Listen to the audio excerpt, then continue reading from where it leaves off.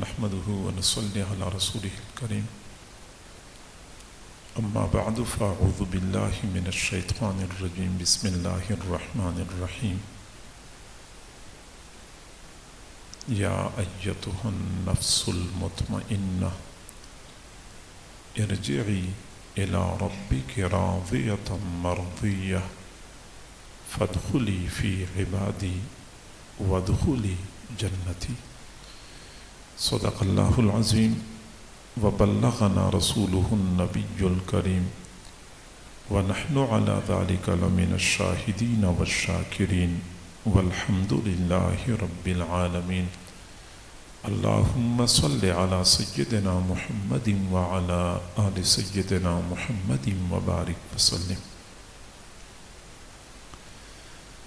اللہ تعالیٰ نے ہمیں اپنی بندگی اور عبادت کے لیے پیدا فرمایا اور ہمارا مزاج شریعت کے عین مطابق بنایا۔ چنانچہ ہم دیکھتے ہیں کہ ہر بندہ فطری طور پہ نیک بننا چاہتا ہے، کوئی بندہ کتنا ہی گناہ گار کیوں نہ ہو، کتنا ہی بدکار بد کردار کیوں نہ ہو، اگر اس سے پوچھا جائے کیا آپ نیک بننا چاہتے ہیں تو وہ ایک ٹھنڈی آہ کھینچتا ہے اور وہ کہتا ہے ہاں میں بننا چاہتا ہوں لیکن میں بن نہیں سکتا۔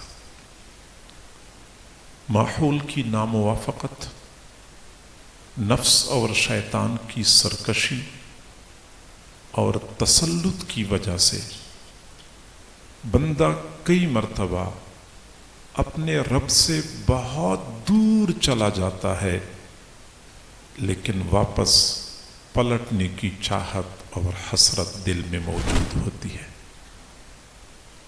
اور کئی مرتبہ یہ چاہت اتنی شدید ہو جاتی ہے کہ بندہ آخر کار کہہ بیٹھتا ہے کہ بس میں نے بہت گناہ کیے ہیں، اب میں مزید اپنے اللہ کو ناراض نہیں کروں گا، میں گناہ چھوڑ کے نیکی تقوی والی زندگی اختیار کرتا ہوں۔ جو ہی وہ یہ عزم کرتا ہے یا عملاً کچھ کرنے کی کوشش کرتا ہے تو پہلے قدم پہ شیطان اس کے دل میں بات ڈالتا ہے کہ تو کوشش تو کر رہا ہے لیکن اس زمانے میں نیک بننا تیرے بس کا روگ نہیں ہے، اور تو نیک بن ہی نہیں سکتا، اس زمانے میں دین پہ عمل کرنا ممکن ہی نہیں ہے۔ ایسے بندے کو مایوسی میں مبتلا کر دیتا ہے کہ بندہ نیک بننے کی کوشش ہی چھوڑ دیتا ہے، اور یقیناً یہ شیطانی دھوکہ ہے۔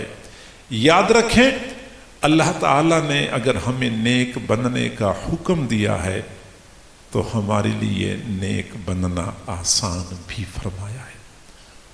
اور اگر آپ کہتے ہیں، میں کہتا ہوں کہ آج کل نیک بننا مشکل ہے کیونکہ ماحول ناموافق ہے، حالات بالکل ہمارا ساتھ نہیں دے رہے، قدم قدم پہ رکاوٹوں کا سامنا کرنا پڑتا ہے، نہیں ممکن کہ آج بندہ مومن نیک بن جائے، تو یہ بات یاد رکھیں کہ اگر حالات ناموافق ہیں تو اللہ تعالیٰ کو یہ ناموافق حالات نظر آ رہے ہیں۔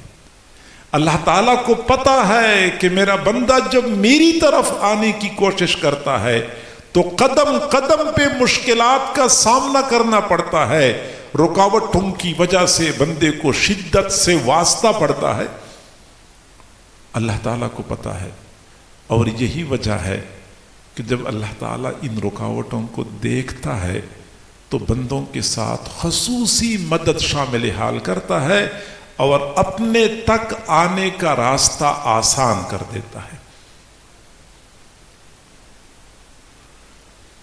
قرآن مجید میں اللہ تعالیٰ نے ایک عجیب اصول بیان فرمایا، الآن خفف اللہ عنکم وعلم ان فیکم ضعفا۔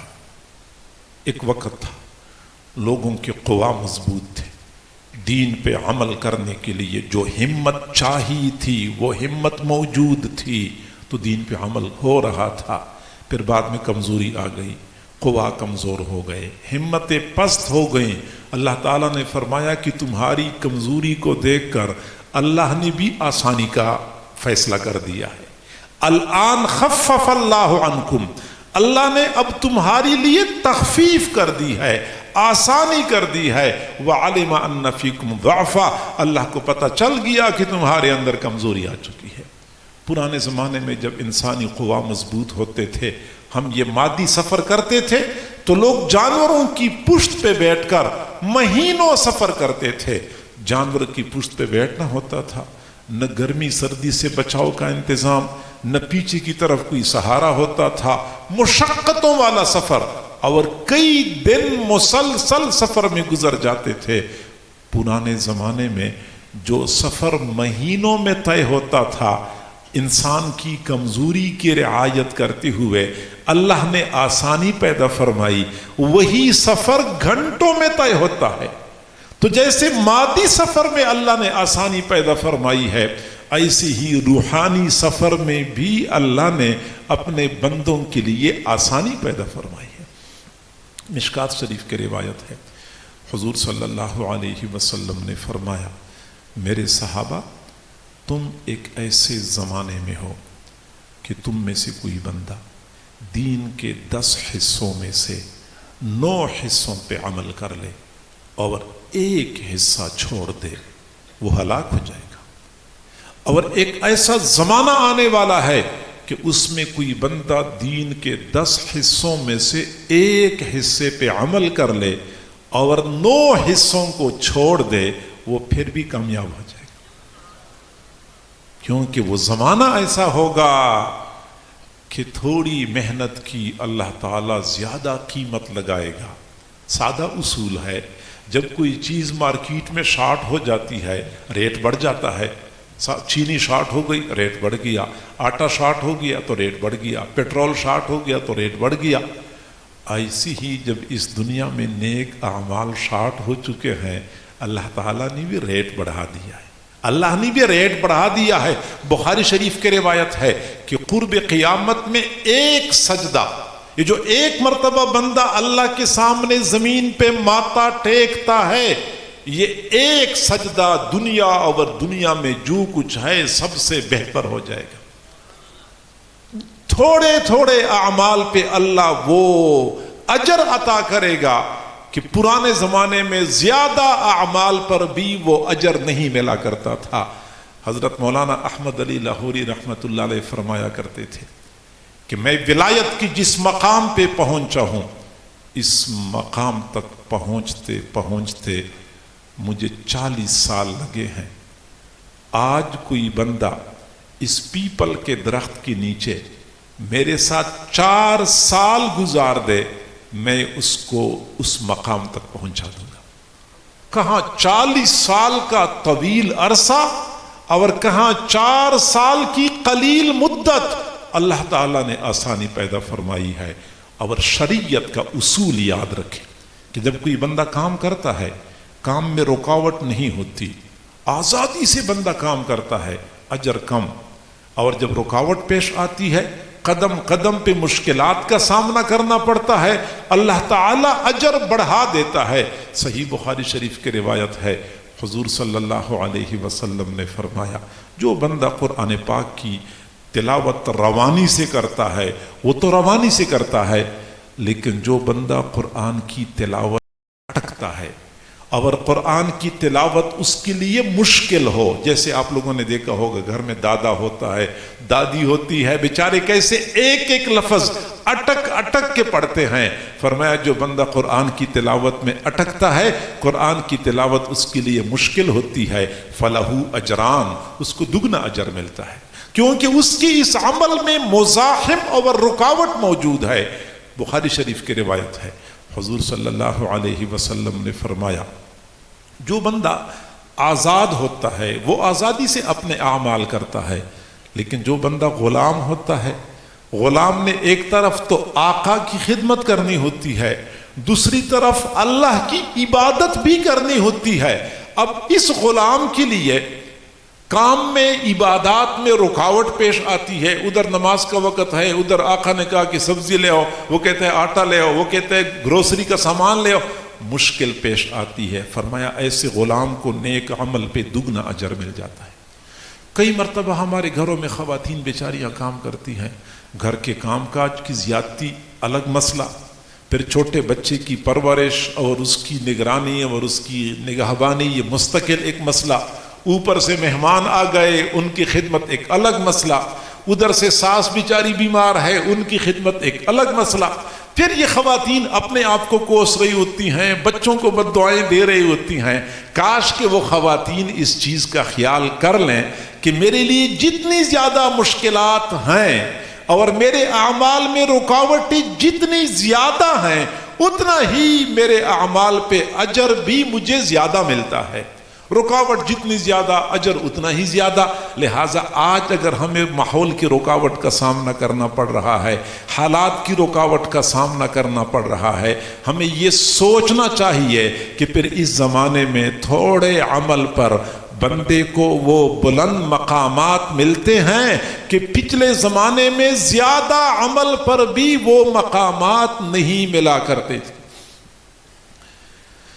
آج اگر ہم یہ چاہتے ہیں کہ ہم نیک بن جائیں، شیطان کہتا ہے کہ تم نیک نہیں بن سکتے، ہم مایوسی سے نکلیں، نیک بننے کی کوشش کریں۔ کوشش کرنا ہمارا کام ہے، آگے پھر اپنا معاملہ اللہ کے سپرد کریں کہ اللہ اتنا مجھ سے ہو سکتا تھا، آگے پھر تو نے ہی مجھے سنبھالنا ہے۔ اور ہوتا یہی ہے، اللہ تعالیٰ بھی بندے کے انتظار میں ہوتا ہے کہ میرا بندہ میری طرف آنے کے لیے صرف قدم بڑھائے، باقی پھر اللہ اس بندے کو گرنے نہیں دیتا۔ آپ نے کبھی دیکھا ہے کہ بچہ جب شروع میں چلنا سیکھتا ہے تو ماں اپنے بیٹے کو اپنے سے دور کھڑا کر دیتی ہے اور خود دور بیٹھ جاتی ہے، کہتا بیٹا آجا آجا آجا۔ اب ماں سمجھتی ہے کہ یہ بچہ چل کے مجھ تک نہیں پہنچ سکتا، ماں صرف یہ چاہتی ہے کہ بیٹا قدم تو بڑھائے نا۔ بچہ جو ہی قدم بڑھاتا ہے گرنے لگتا ہے، ماں لپک کے آگے بڑھتی ہے، بچے کو گرنے نہیں دیتی، بچے کو سنبھال کے سینے سے لگا لیتی ہے۔ اللہ تعالیٰ بھی صرف اس بات کے انتظار میں ہے کہ میرا بندہ مجھ تک آنے کے لیے قدم تو بڑھائے، باقی پھر اللہ کی رحمتیں دوڑ کے استقبال کرتی ہیں اور بندے کو تھام لیتی ہیں۔ بندے کو اخلاص کے ساتھ، سچی طلب کے ساتھ اللہ کی طرف بڑھنا چاہیے۔ اور اگر آپ پھر وہی بات کرتے ہیں کہ رکاوٹیں ہیں تو میں آپ کو بتاتا ہوں کہ ہم جب اللہ کی طرف جاتے ہیں تو ہمیں 3 رکاوٹوں کا سامنا کرنا پڑتا ہے، 3 رکاوٹیں، اور 3 رکاوٹوں کے لیے ہماری دین اسلام میں 3 حل موجود ہیں۔ رکاوٹ سمجھ لیں، اس کا حل سمجھ لیں، پھر اللہ تک جانا ہمارے لیے آسان ہوگا۔ ہمارے لیے سب سے بڑی رکاوٹ آج کا ناموافق ماحول ہے۔ کتنے ایسے نوجوان ہیں جو چاہتے ہیں کہ ہم گناہوں سے پاک صاف زندگی گزاریں، لیکن کالج کا ماحول ہے، یونیورسٹی کا ماحول ہے، دفتر کا ماحول ہے، وہ بچنا بھی چاہتے ہیں، لیکن کچھ لوگ ایسے پیچھے پڑ جاتے ہیں کہ وہ بچنے نہیں دیتے۔ یہ ماحول ہے جو بندے کو اللہ تک نہیں جانے دیتا۔ کئی نوجوان ایسے ہوتے ہیں کہ گھر کا ماحول ان کے لیے رکاوٹ بن جاتا ہے۔ بہت سارے نوجوان اچھی طبیعت کے، کہیں اللہ کے راستے میں وقت لگا لیا، کسی اللہ والے کا دامن تھامنا نصیب ہو گیا، علماء کے ساتھ اٹھنا بیٹھنا نصیب ہو گیا، اب دل میں چاہت پیدا ہو گئی کہ میں سنتوں کے مطابق اپنی زندگی بناؤں، اپنے چہرے کو سنت کے مطابق آراستہ و پیراستہ کر لوں، اپنا لباس رسول اللہ کی سنت کے مطابق بناؤں۔ لیکن اپنے گھر سے آوازیں اٹھنا شروع ہو جاتی ہیں۔ ماں کہتے بیٹا یہ کام نہیں کرنا، ابھی آپ کی شادی بھی نہیں ہو چکی، اور ابھی آپ داڑھی نہ رکھیں پھر پتہ نہیں کوئی رشتہ آپ کو نہیں ملے گا۔ حالانکہ یہ غلط فہمی ہے کہ یا داڑھیوں والوں کو رشتے نہیں ملتے۔ ہم نے تو یہ دیکھا ہوا ہے کہ جتنی 2 3 شادیاں داڑھی والے کرتے ہیں، بغیر داڑھی والوں کو تو ایک بھی مشکل سے ملتی ہے۔ تو یہ خامخواہ کی باتیں ہوتی. ماں کہتی بیٹا یہ آپ نے اس طرح کا لباس نہیں پہننا، اور ہمارے عزیز و اقارب اور ہمارے رشتہ دار اور ہمارے فلاں اور ہمارے فلاں تو اس طرح کا لباس نہ پہنے، تو اس طرح کا اپنے آپ کو نہ بنا. اپنے گھر میں بندے کو رکاوٹ پیش آتی ہے، بازار میں رکاوٹ، دفتر میں رکاوٹ. تو دین پہ عمل کرنے میں ہمارا ماحول ہمارے لیے رکاوٹ. اب اس رکاوٹ کا حل ہمارے پاس کیا ہے کہ ہم برے ماحول کی بجائے اپنے لیے کوئی اچھا ماحول تلاش کر دیں. سادہ سی بات ہے کہ اگر اللہ رب العزت نے اس دنیا میں اندھیرا پیدا کیا ہے تو روشنی کا بھی تو انتظام کیا ہے. اگر گرمی ہے تو سردی بھی ہے، اگر ظلمت ہے تو نور بھی ہے، اگر ضلالت ہے تو ہدایت بھی تو ہے. یہ دنیا دار الازداد ہے. جو آپ کو مصیبت نظر آتی ہے تو اس کا متبادل کوئی حل بھی اللہ نے پیدا کیا ہے. تو اگر برے ماحول کی وجہ سے آپ پریشان ہیں تو اپنے لیے کوئی نیک ماحول تلاش کریں. اگر آپ کہتے ہیں کہ نہیں ملتا نیک ماحول تو یہ پھر شیطانی دھوکہ ہے. اللہ رب العزت نے اسی دنیا میں الحمدللہ مسجدوں میں، محلوں میں، مدارس میں، ہر جگہ پہ طلب والوں کے لیے اچھے ماحول کا انتظام کیا ہوا ہے. ہم تلاش تو کریں. آپ مسجد میں جاتے ہیں، وہاں مسجد کے امام کے ساتھ اٹھنا بیٹھنا شروع کر دیں، یہ آپ کو اچھا ماحول مل گیا.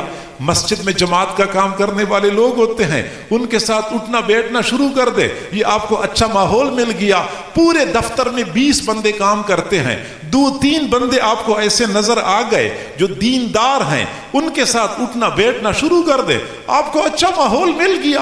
تو اچھا ماحول مل جاتا ہے اگر بندہ تھوڑی سی کوشش کر لیتا ہے. طلب اور تلاش ہونی چاہیے. اور ایک وقت تھا کہ لوگ جہاں کہیں جاتے تھے اپنے لیے اچھا ماحول تلاش کرتے تھے. صحیح بخاری شریف کی روایت ہے، حضرت علقمہ رحمہ اللہ تعالی، یہ حضرت عبداللہ بن مسعود رضی اللہ عنہ کے مایہ ناز شاگرد تھے. اتنے بلند پایا شاگرد تھے کہ اس وقت علماء کہا کرتے تھے کہ اگر آپ نے علقمہ کو دیکھ لیا تو آپ کو اس بات کا افسوس نہیں ہونا چاہیے کہ آپ نے عبداللہ بن مسعود کو نہیں دیکھا ہے. گویا کہ علقمہ نے عبداللہ بن مسعود کے کمالات ایسے اپنی ذات میں جذب کر لیے تھے کہ جس نے علقمہ کو دیکھ لیا گویا کہ اس نے عبداللہ بن مسعود کو دیکھ لیا ہے. یہ علقمہ رحمہ اللہ فرماتے ہیں کہ میں شام چلا گیا. اب شام میں پردیسی تھا، مسافر تھا. میں نے وہاں پہ دعا مانگی، اللہم یسر لی جلیسا صالحا، اے اللہ مجھے کوئی اچھا ہم نشین عطا کر دے، کوئی اچھا ساتھی مل جائے. وہ میں مسجد میں گیا، وہاں میں نے ایک بندے کو دیکھا. لوگوں سے پوچھا کہ کون ہے، بتایا گیا یہ صحابی رسول حضرت ابو الدرداء رضی اللہ تعالی عنہ ہے. میری دعا ایسی جلدی قبول ہو گئی، مجھے اچھا ہم نشین مل گیا. تو جب بندہ چاہتا ہے تو جہاں کہیں آپ کو اچھے ساتھی مل گئے گویا کہ آپ کو اچھا ماحول مل گیا. کالج کے نوجوان ہوتے ہیں، میں مانتا ہوں کہ کالج کا عمومی ماحول گمراہی والا ہے، لیکن اسی کالج میں کئی مرتبہ اچھے ہیرے بھی مل جاتے ہیں، اچھے نوجوان مل جاتے ہیں. تو ایسے 2-4 نوجوان اگر اکٹھے ہو جائیں، آنا جانا اٹھنا بیٹھنا اکٹھے کریں گے تو گویا کہ ان کو ایک اچھا ماحول مل گیا اور باہر کے ماحول کے اثرات سے بچنا ان کے لیے آسان ہو جائے گا. اچھا ماحول اپنے لیے تلاش کرنا ہوتا ہے. اور یہ بات یاد رکھیں کہ ماحول کے بندے پر بڑے اثرات ہوتے ہیں. انسان نیک ہوں، نیکوں کے ساتھ اٹھنا بیٹھنا کریں گے تو ان کے اچھے اثرات پڑیں گے، بروں کے ساتھ اٹھنا بیٹھنا کریں گے تو ان کے برے اثرات پڑیں گے. انسان تو پھر بھی انسان ہے. ہم جن جانوروں کے ساتھ زندگی گزارتے ہیں ان جانوروں کی اچھی یا بری خصلتیں ہم پہ اثر انداز ہوتی ہیں. بخاری شریف کی روایت ہے، حضور صلی اللہ علیہ وسلم نے فرمایا، الا ان الفخر والخیلاء فی اصحاب الخیل والابل. سنو فخر تکبر گھوڑے پالنے والوں میں ہوتا ہے، اونٹ پالنے والوں میں ہوتا ہے. گھوڑے میں تکبر، جو لوگ گھوڑے پالتے ہیں ان میں تکبر آ جاتا ہے، اونٹوں میں تکبر، جو لوگ اونٹ پالتے ہیں ان میں تکبر آ جاتا ہے۔ والسکینۃ والوقار فی اہل الغنم، مسکنت عاجزی بھیڑ بکریاں پالنے والوں میں ہوتی ہے۔ جو لوگ بھیڑ بکریاں پالتے ہیں ان میں عاجزی پیدا ہو جاتی ہے، کیونکہ بھیڑ بکریوں میں عاجزی ہے۔ تو جن جانوروں کے ساتھ ہم زندگی گزارتے ہیں ان جانوروں کے ہم پہ اثرات پڑتے ہیں۔ بلکہ اگلی بات سنیں کہ بندہ جن بے جان چیزوں کے ساتھ وقت گزارتا ہے بے جان چیزوں کی بھی اس پر اثرات ہوتے ہیں۔ ہم جو لباس پہنتے ہیں اس لباس کا ہم پہ اثر پڑتا ہے۔ آخر کیا وجہ ہے؟ مسلم شریف کی روایت ہے، حضور صلی اللہ علیہ وسلم نے منع کیا تم میں سے کوئی بندہ درندے کی کھال کا بنا ہوا لباس نہ پہنے، درندے کی کھال بچھا کر اس پر نہ بیٹھا کرے۔ اب درندی کی کھال کا بنا ہوا لباس پہننا یا درندی کی کھال کو بچھا کر اس پر بیٹھنا اس لیے ممنوع ہے کہ اس طرح بندی کے مزاج میں درندگی پیدا ہوتی ہے۔ تو جو لباس ہم پہنتے ہیں اس لباس کے ہم پہ اثرات ہوتے ہیں۔ مردوں کے لیے ریشم کا بنا ہوا لباس پہننا ممنوع ہے۔ کیوں ممنوع ہے؟ اس لیے کہ ریشم میں نزاکت ہوتی ہے، اور مردوں کے لیے نسوانی نزاکت ناپسندیدہ ہے۔ مرد تو بڑا مضبوط ہوتا ہے، مرد تو بڑا جفاکش ہوتا ہے، اور یہ نزاکت یہ شریعت کی نظر میں ناپسندیدہ ہے۔ تو لباس کا اثر ہوتا ہے۔ ہم جن برتنوں میں کھاتے پیتے ہیں ان برتنوں کا ہم پہ اثر ہوتا ہے۔ آپ نے کبھی غور کیا ہے، ایک وقت تھا ہم مٹی کے برتنوں میں کھاتے پیتے تھے، طبیعت میں عاجزی ہوتی تھی، مسکنت ہوتی تھی، کیونکہ مٹی میں عاجزی ہے۔ میں کئی مرتبہ دوستوں سے کہا کرتا ہوں کہ اگر آپ پریشان ہیں کہ میرے اندر سے خود بینی اور عجب اور تکبر نہیں نکل رہا اور نکالنا چاہتے ہیں، سال نہیں 1 مہینہ کوشش کریں کہ کھجور کے پتوں کی بنی ہوئی چٹائی پر بیٹھیں۔ یہ قالین، یہ کارپیٹ، ماربل، یہ بندے کا دماغ خراب کر دیتے ہیں۔ کھجور کے پتوں کی بنی ہوئی چٹائی پر بیٹھا کریں، مٹی کے برتنوں میں کھائیں، مٹی کے برتنوں میں پئیں، پھر آپ 1 مہینے بعد دیکھیں گے آپ اپنی طبیعت میں واضح فرق محسوس کریں گے۔ تو پہلے ہم مٹی کے برتنوں میں کھاتے تھے، طبیعت میں عاجزی ہوتی تھی۔ پھر ہم نے اسٹیل کے برتنوں میں کھانا شروع کر دیا، طبیعت میں درشتی آ گئی، سختی۔ پھر ہم نے شیشے کے برتنوں میں کھانا شروع کر دیا، شیشے میں نزاکت ہوتی ہے، ہاں تھوڑا سا حرکت ہوئی تو گر گیا، ٹوٹ گیا، گر گیا تو ٹوٹ گیا۔ ایسے ہمارا مزاج بن گیا، بات بات پہ روٹ جانا، بات بات پہ تعلقات ختم کرنا۔ آپ کو نہیں پتا، شادی ہو رہی ہوتی ہے، 10 بندے کھانا کھا رہے ہوتے ہیں، 15 بندے منہ بنا کے چلے جاتے ہیں، چھوٹی چھوٹی باتوں کی وجہ سے چلے جاتے ہیں۔ یہ چھوٹی چھوٹی باتوں کی وجہ سے ناراض ہونا، تعلقات ختم کر دینا اور لا تعلق ہو جانا، یہ ہمارا عمومی مزاج بن چکا ہے۔ پھر وقت آ گیا کہ ہم نے ڈسپوزیبل برتنوں میں کھانا پینا شروع کر دیا، اور ڈسپوزیبل برتن کا اصول کیا ہوتا ہے کہ استعمال کرو اور پھینک دو، استعمال کرو اور پھینک دو۔ ہمارا عمومی مزاج یہ بنا ہوا ہے کہ استعمال کرو اور پھینک دو۔ اپنے دوست کو استعمال کرو پھر اس کو چھوڑ دو، رشتہ دار سے اپنا مطلب پورا کرو اس کو چھوڑ دو، عزیز و اقارب سے اپنا فائدہ حاصل کرو پھر اس کو چھوڑ دو، استعمال کرو اور چھوڑ دو، پھینک دو۔ یہ ہمارا مزاج بن گیا ہے۔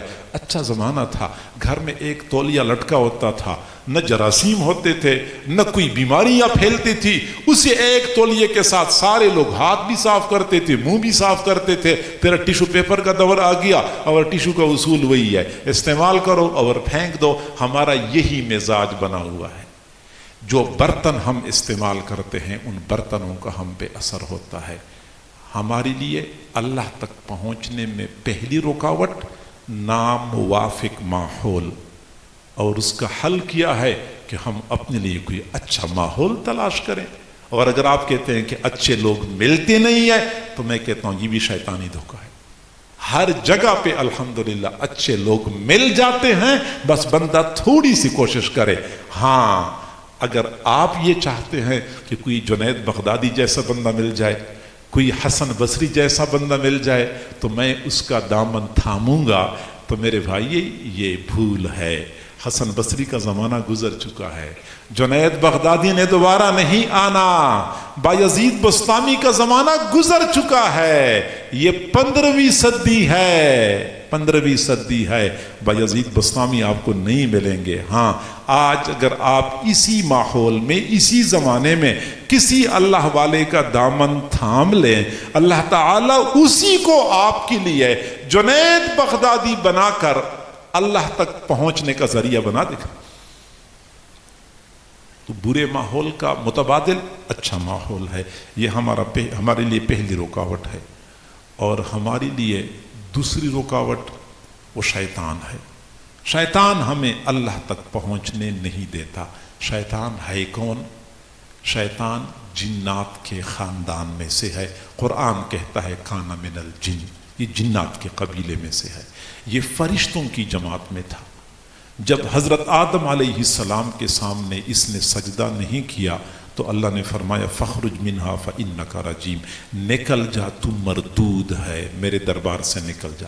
شیطان نکل گیا، لیکن نکلتے نکلتے اس نے ایک قسم کھائی فبعزتک لأغوینہم اجمعین، اے اللہ تیری عزت کی قسم، میں اولاد آدم کو سب کے سب کو گمراہ کر دوں گا۔ شیطان نے قسم کھائی، صرف قسم نہیں کھائی بلکہ آج تک اسی قسم کو پورا کرنے کے لیے دن رات ایک کر کے مصروف عمل ہے۔ نہ اس کو نیند آتی ہے، نہ کبھی تھکتا ہے، نہ بیمار ہوتا ہے، نہ بھوک لگتی ہے، نہ بیوی بچوں کے جھنجٹ ہیں۔ اس نے زندگی کا ایک ہی نصب العین بنایا ہوا ہے کہ زید عمر بکر، میں کسی بندے کو اللہ تک نہیں پہنچنے دوں گا۔ قسم کھائی تھی اور آج تک دن رات ایک کر کے اسی قسم کو پورا کرنے میں مصروف عمل ہے۔ ہمارے لیے بہت بڑی رکاوٹ، لیکن اللہ نے اس رکاوٹ کا بھی حل بتایا ہے۔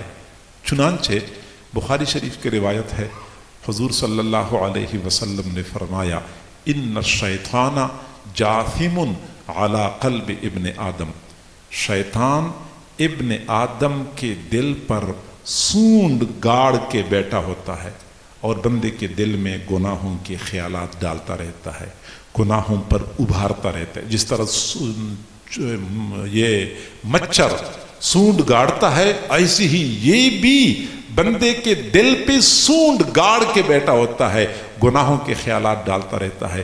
فَإِذَا ذَكَرَ اللَّهَ، جو ہی بندہ اللہ کو یاد کرتا ہے تو خنسا، یہ پیچھے کو بھاگ جاتا ہے۔ تو شیطان کو بھگانے کے لیے، شیطان سے اپنا پیچھا چھڑانے کے لیے سب سے زیادہ مؤثر چیز وہ اللہ کی یاد ہے۔ اللہ کا ذکر کثرت سے کرے، شیطان قریب نہیں آئے گا۔ جیسا کہ میں نے حدیث کا حوالہ دیا کہ جو ہی بندہ اللہ کو یاد کرتا ہے شیطان پیچھے کو بھاگ جاتا ہے۔ فَإِذَا غَفَلَ رَجَعَ، جب بندہ غافل ہو جاتا ہے شیطان دوبارہ پلٹ کے آتا ہے، پھر بندے کے دل میں گناہوں کے خیالات ڈالنا شروع کر دیتا ہے۔ جب یہ بندہ اللہ کو یاد کرتا ہے شیطان پھر پیچھے کو بھاگ جاتا ہے۔ شیطان سے بچنے کے لیے ذکر اللہ سب سے زیادہ مؤثر ہتھیار ہے۔ اور آپ پتہ کر لیں، دنیا کا یہ دستور ہے کہ جب ایک دشمن دوسرے دشمن پہ غلبہ پاتا ہے تو سب سے پہلا کام یہ کرتا ہے کہ اس کے ہاتھ سے مہلک ہتھیار چھین لیتا ہے۔ ہینڈز اپ، ہینڈز اپ کا یہی معنی ہے کہ بھائی ہاتھ اوپر اٹھاؤ، ہتھیار پھینک دو۔ ہتھیار پھینکنے کا مقصد یہ ہوتا ہے کہ جب تک اس کے پاس یہ ہتھیار رہیں گے تو اس نے مجھے کسی وقت بھی نقصان پہنچانا ہے، تو سب سے پہلا کام یہ کرتے ہیں کہ اس کے ہاتھ سے ہتھیار چھین لیتے ہیں تاکہ یہ مجھے نقصان نہ پہنچا سکے۔ شیطان بھی ہمارے ساتھ یہی کچھ کرتا ہے کہ جو ہی بندے پر غلبہ حاصل کرتا ہے سب سے پہلے بندے کو اللہ کی یاد سے غافل کر دیتا ہے۔ استحوذ علیہم الشیطان فانساہم ذکر اللہ، شیطان نے ان پر غلبہ حاصل کر لیا، شیطان نے ان کو اللہ کی یاد سے غافل کر دیا۔ اس کا کام یہی ہوتا ہے کہ بندوں کو اللہ کی یاد سے غافل کر دو، نہ یہ ذکر کریں گے نہ میرے لیے کوئی مسئلہ بنے گا۔ شیطان کا یہ کام ہے، انما یرید الشیطان ان یوقع بینکم العداوۃ والبغضاء فی الخمر والمیسر ویصدکم عن ذکر اللہ، شیطان یہ چاہتا ہے کہ بندوں کو اللہ کی یاد سے غافل کر دے، اور جب بندہ اللہ کی یاد سے غافل ہو جاتا ہے تو شیطان پکا مسلط ہو جاتا ہے۔ وَمَن يَعْشُ عَن ذِكْرِ الرَّحْمَنِ نُقَيِّضْ لَهُ شَيْطَانًا فَهُوَ لَهُ قَرِينٌ، جو بندہ رحمان کی یاد سے غافل ہو گیا ہم اس پر شیطان کو مسلط کر دیتے ہیں۔ تو شیطان کی اس شر سے بچنے کے لیے اللہ کی یاد سب سے زیادہ مؤثر ہتھیار ہے ہمارے پاس۔ ان الذین اتقوا اذا مسهم طائف من الشیطان تذکروا فاذا هم مبصرون، دل میں جو ہی گناہوں کے خیالات آتے ہیں بندہ فوراً اللہ کی طرف متوجہ ہو جاتا ہے، جو ہی اللہ کی طرف متوجہ ہو جاتا ہے بندے کی آنکھیں کھل جاتی ہیں، ہائے یہ تو شیطان مجھے دھوکہ دے رہا تھا۔ تو میرے بھائیوں، دوسری رکاوٹ شیطان کی اس رکاوٹ کا حل اللہ کی یاد، اللہ کا ذکر۔ اور ذکر کے بھی دو طریقے ہوتے ہیں، ایک تو یہ کہ ہم خود بخود ذکر کرتے ہیں، سبحان اللہ، الحمدللہ، لا الہ الا اللہ، بالکل یہ ذکر ہے، یہ ثواب ہے، اس کا بڑا فائدہ ہے۔ لیکن اگر کوئی بندہ ذکر کرے ایسے طریقے سے جو اللہ والے بتاتے ہیں تو وہ ذکر شیطان کو بھگانے میں سب سے زیادہ مؤثر ہوتا ہے۔ شیخ الحدیث حضرت مولانا محمد زکریا رحمۃ اللہ علیہ نے فضائل ذکر میں یہ بات لکھی ہے کہ ایک نیک آدمی بازار میں جا رہا تھا تو اس پر اللہ تعالیٰ نے ایسی کیفیت منکشف کر دی، شیطان سامنے نظر آ گیا۔ شیطان مکمل بے لباس تھا، جسم پر ایک بالشت کے برابر بھی کپڑا نہیں تھا۔ اس نے جو ہی دیکھا تو شیطان سے کہنے لگا تجھے شرم نہیں آتی، حیا نہیں آتی، لوگوں کے سامنے ننگا پھر رہا ہے؟ تو اس نے کہا یہ ان مردوں کے سامنے ننگا پھر رہا ہے؟ اس نے کہا یہ مرد ہیں، ان کو تو میں لمحے بھر میں ایسے الٹ پلٹ کر دوں کہ ان کو پتہ بھی نہ چلے۔ اگر آپ نے مرد دیکھنے ہیں تو جائیں شنیزیا کی جامع مسجد میں دیکھیں، وہاں کچھ مرد موجود ہیں جنہوں نے میرے جگر کے ٹکڑے ٹکڑے کر دیے ہیں۔ وہ فرماتے ہیں میں شنیزیا کی مسجد میں پہنچ گیا کہ وہاں کیسے مرد موجود ہیں، میں نے دیکھا وہاں چند صوفیات تھے، وہ آنکھیں بند کر کے سر جھکا کے مراقبے کی حالت میں بیٹھے ہوئے تھے، مراقبے کی حالت میں بیٹھے ہوئے تھے۔ شیطان کہہ رہا تھا انہوں نے میرے جگر کے ٹکڑے ٹکڑے کر دیے۔ تو جب اللہ والوں کے بتائے ہوئے طریقے کے مطابق ذکر کیا جائے پھر شیطان کے شر سے بچنا کوئی دشوار نہیں ہے۔ یہ جو شیطان ہم پہ مسلط ہے، شیطان ہمارا پیچھا نہیں چھوڑتا، اس کی وجہ یہ ہے کہ ہم نے وہ ہتھیار کبھی استعمال نہیں کیا ہے جو اس شیطان کے لیے مؤثر ہے۔ اور مچھر مار دوائی استعمال کرے مچھر قریب نہیں آتے، چوہے کو مارنے کے لیے دوائی استعمال کرے چوہے ایسے بھاگ جاتے ہیں کہ دوبارہ اس گھر کا رخ نہیں کرتے۔ تو کیوں ہم وہ ہتھیار وہ نسخہ استعمال نہیں کرتے جو اللہ اور رسول نے ہمیں بتایا ہوا ہے؟ ماحول رکاوٹ، اس رکاوٹ کا حل اپنے لیے اچھا ماحول تلاش کرے۔ شیطان رکاوٹ، اس کا حل اللہ کی یاد ہے۔ اور تیسری رکاوٹ، بس یہ آخری بات میں عرض کر کے موضوع کو مکمل کرتا ہوں، وہ ہے انسان کا اپنا نفس۔ اور یہ بندے کے لیے بڑا مسئلہ کھڑا کر دیتا ہے۔ یہ نفس کیا چیز ہے؟ تو توجہ سے بات سنیں۔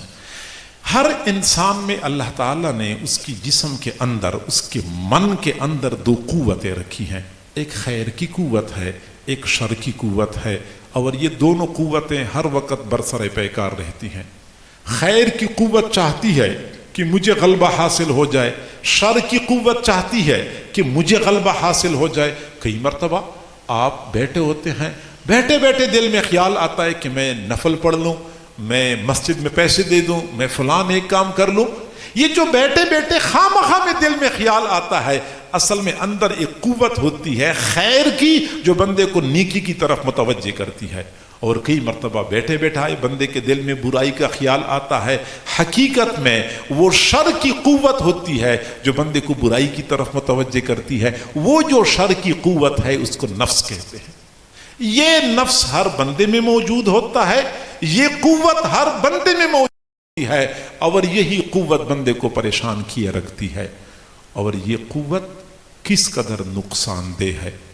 حضور صلی اللہ علیہ وسلم جب بھی خطبہ ارشاد فرماتے تھے، خطبے کے شروع میں پڑھتے تھے وَنَعُوذُ بِاللَّهِ مِن شُرُورِ أَنفُسِنَا، ہم اپنے نفس کے شر سے اللہ کی پناہ مانگتے ہیں۔ رسول اللہ صلی اللہ علیہ وسلم فرماتے تھے کہ میں اپنے نفس کے شر سے پناہ مانگتا ہوں، فرمایا کرتے تھے اللہم آت نفسی تقواہا وزکھا انت خیر من زکاہا انت ولیہا و مولاہا۔ اللہ تعالیٰ سے دعائیں مانگا کرتے تھے، اللہ میرے نفس کی اصلاح کر دیجئے، میرا یہ نفس ٹھیک کر دیجئے۔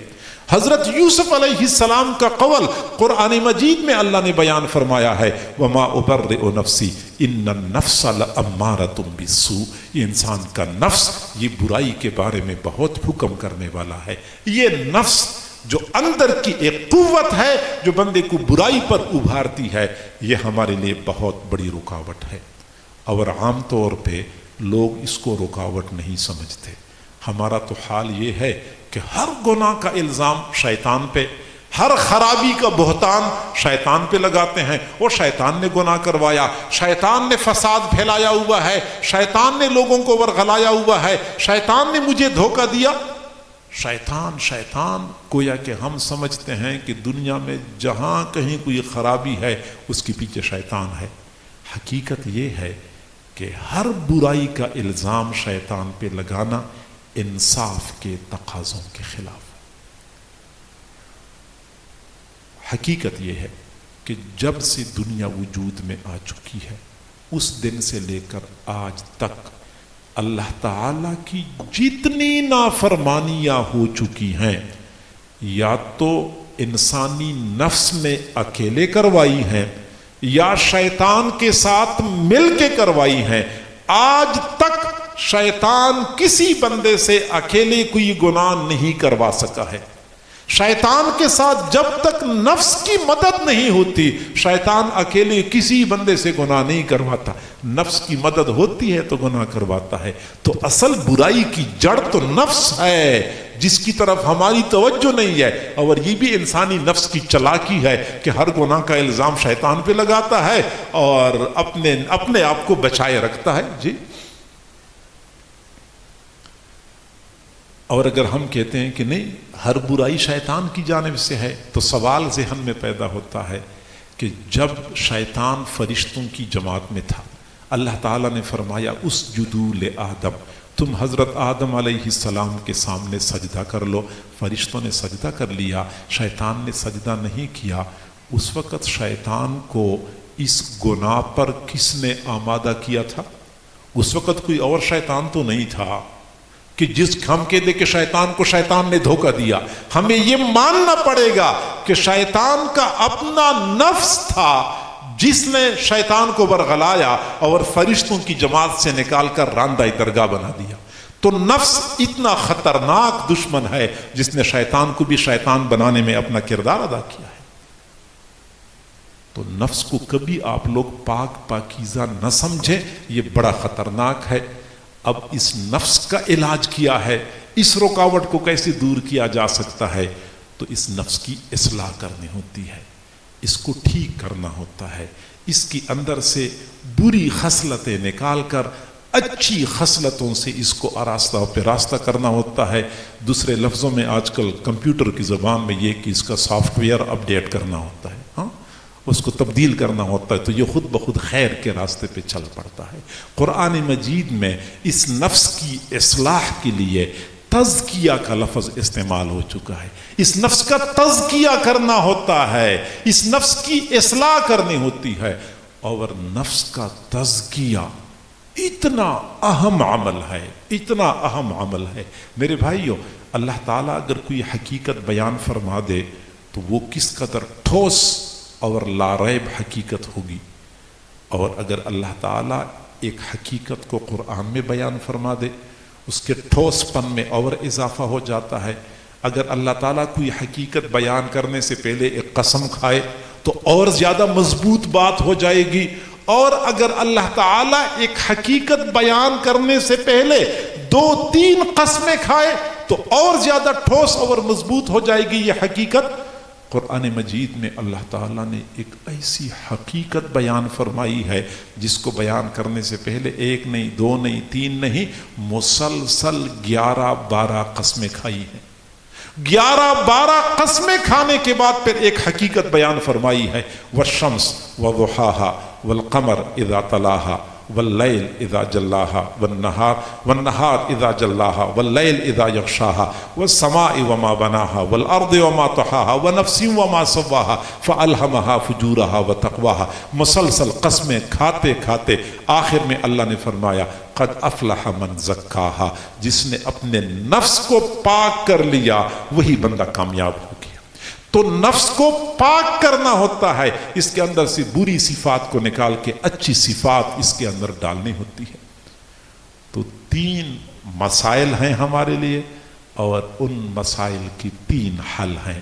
یا تو ہمارے لیے ماحول رکاوٹ ہے، اس کے لیے آپ کو اچھا ماحول تلاش کرنا پڑے گا، یا شیطان رکاوٹ ہے اس کے لیے ذکر کا اہتمام ہے، یا نفس رکاوٹ ہے اس کے لیے پھر تزکیہ علاج ہے، یعنی نفس کو پاک کرنا، اس کی تربیت کرنا، یہ اس کا علاج ہے.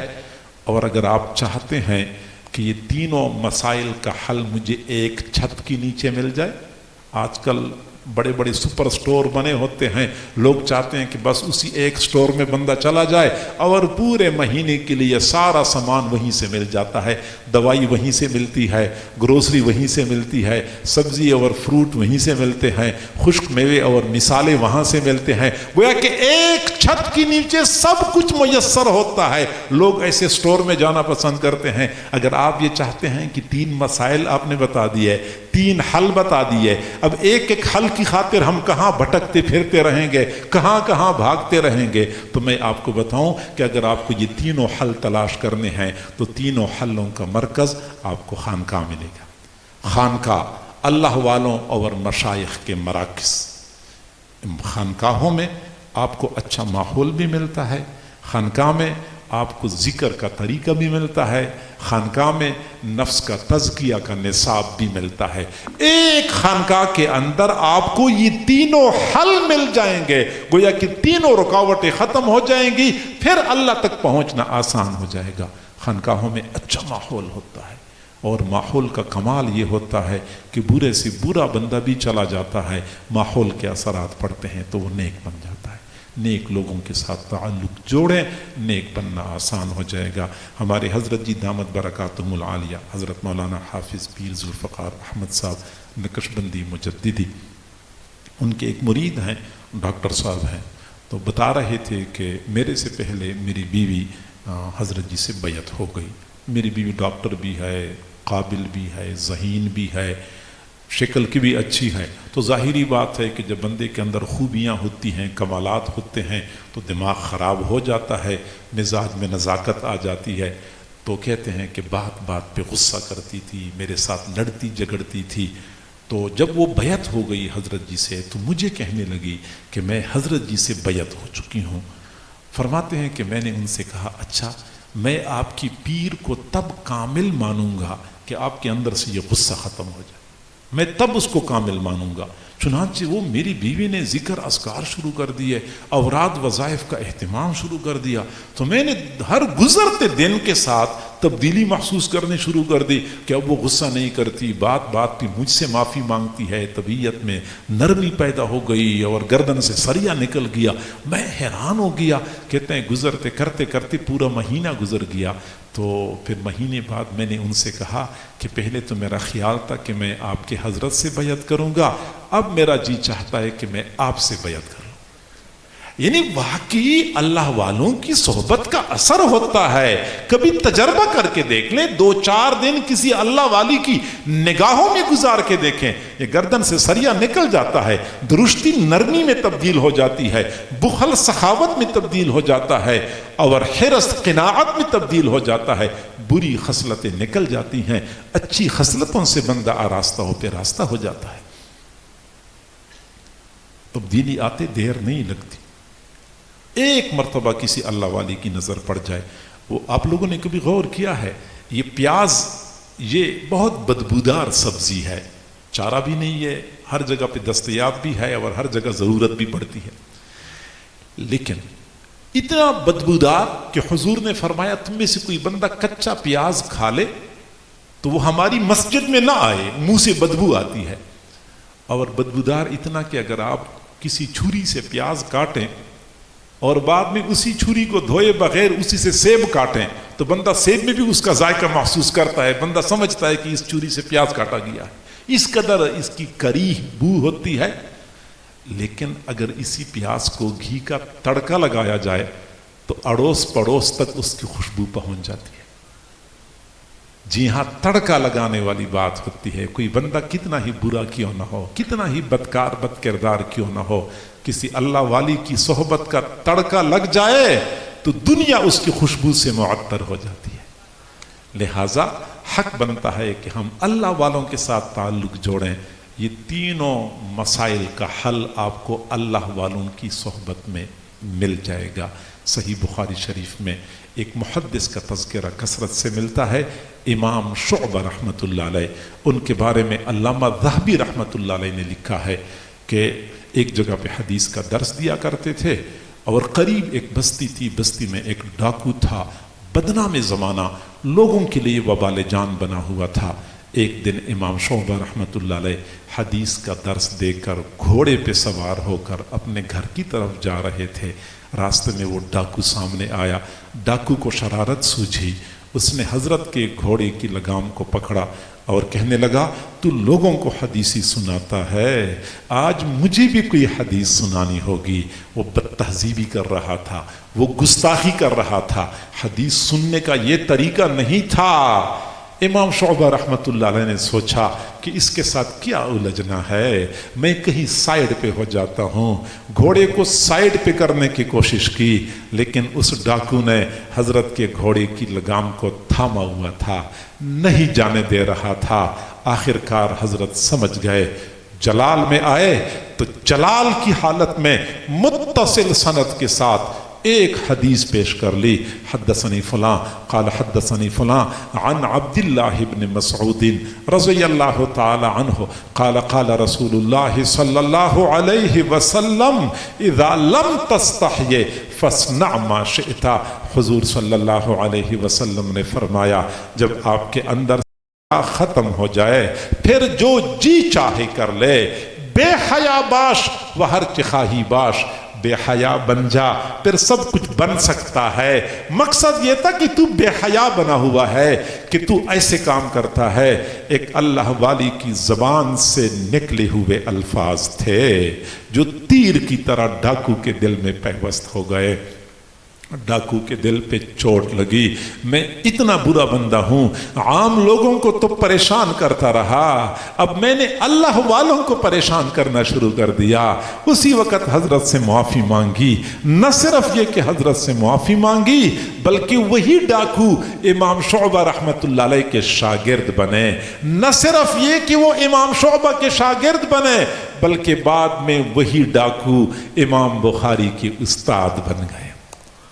آج محدثین کی دنیا میں اس ڈاکو کو عبداللہ بن مسلمہ کے نام سے یاد کیا جاتا ہے. کھولیں بخاری شریف، امام بخاری رحمت اللہ علیہ جا بجا فرماتے ہیں حدثنی عبداللہ بن مسلمہ، مجھے میرے استاد عبداللہ بن مسلمہ نے یہ حدیث بیان کی ہے، مجھے میرے استاد عبداللہ بن مسلمہ نے یہ حدیث بیان کی ہے. جی ہاں، اللہ والوں کی نظر پڑتی ہے تو ڈاکو محدث بن جاتے ہیں، رہزن رہبر بن جاتے ہیں، جو دوسروں کی خون کے پیاسے ہوتے ہیں، دوسروں پر جان نچھاور کرنے والے بن جاتے ہیں. اگر ہماری چاہت ہے کہ ہم نیک بنیں، شیطان ہمیں کہتا ہے کہ نیک نہیں بن سکتے، مایوسی سے نکلیں، اللہ والوں کا دامن تھام لیں، نیک بننا کوئی دشوار نہیں ہے. اللہ کریم ہم سب کو سمجھنے اور عمل کرنے کی توفیق عطا فرمائے. آپ کی اسی شہر میں ہمارے حضرت جی دامت برکاتہم العالیہ حضرت مولانا حافظ پیر ذوالفقار احمد صاحب نقشبندی مجددی دامت برکاتہم العالیہ کے متعدد خلفاء موجود ہیں. ان میں سے ایک تو ہمارے بھائی ہیں زاہد الراشدی صاحب، یہ ہمارے حضرت جی کے خلیفہ ہیں، اور یہ مولانا مفتی محمد منصور صاحب ہیں، یہ بھی حضرت جی کے خلیفہ دفعہ ہیں، آپ ان حضرات کے ساتھ تعلق بھی جوڑیں، ان کے جو ہفتہ وار مجالس ہوتی ہیں یا ماہانہ مجالس اور پروگرام ہوتے ہیں ان میں شریک ہوا کریں، ان کے بیانات میں جایا کریں، اور میں صرف امید نہیں کرتا بلکہ یقین کرتا ہوں کہ تھوڑے عرصے میں آپ اپنے اندر تبدیلی محسوس کریں گے۔ اللہ کریم ہم سب کو سمجھنے اور عمل کرنے کی توفیق عطا فرمائے۔ وآخر دعوانا ان الحمد للہ رب العالمین۔